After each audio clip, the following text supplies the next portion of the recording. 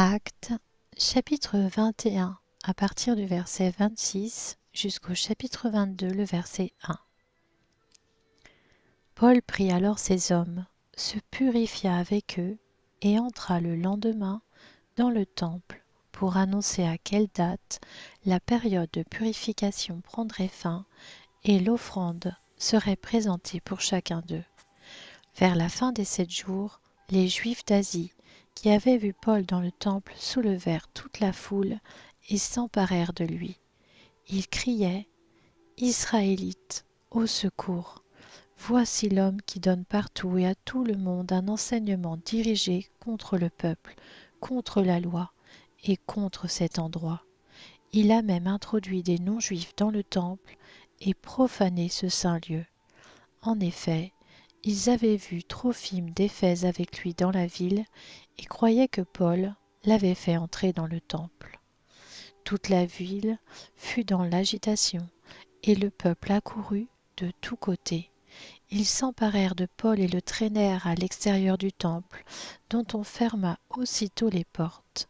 Ils cherchaient à le tuer quand on informa le commandant de la garnison romaine que tout Jérusalem était dans le désordre. Il prit immédiatement des soldats et des officiers et courut vers la foule. Quand ils virent le commandant et les soldats, ils arrêtèrent de frapper Paul. Alors le commandant s'approcha, s'empara de lui et ordonna qu'on l'attache avec 2 chaînes. Puis il demanda qui il était et ce qu'il avait fait. Cependant, dans la foule, les uns criaient une chose, les autres une autre. Comme il ne pouvait rien apprendre de certain à cause du tumulte, il ordonna de conduire Paul dans la forteresse.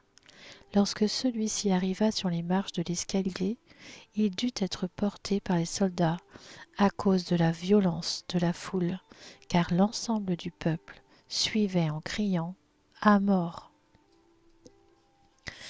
Au moment où on allait le faire entrer dans la forteresse, Paul demanda au commandant : « M'est-il permis de te dire quelque chose ?» Le commandant répondit : « Tu sais le grec ? Tu n'es donc pas cet Égyptien qui s'est révolté dernièrement et qui a emmené 4000 rebelles dans le désert ?»